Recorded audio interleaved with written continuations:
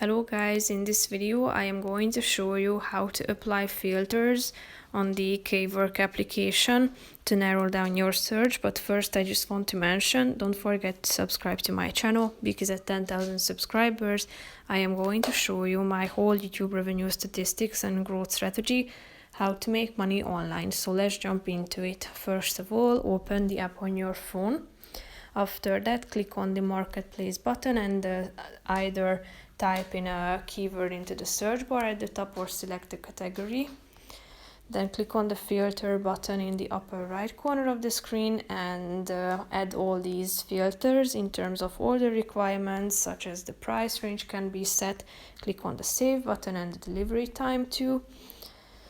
Click on confirm. Then you can also set filters in terms of seller requirements, such as the seller level, seller activity, positive reviews, orders in progress, and you can also add this show only section, meaning that you can select your view history, whether you want it to be shown or not, or your order history. Then click on the show results button down below and you are free to browse among the results according to your preferences. So that's pretty much it for this video, guys. See you in the next one. Bye bye.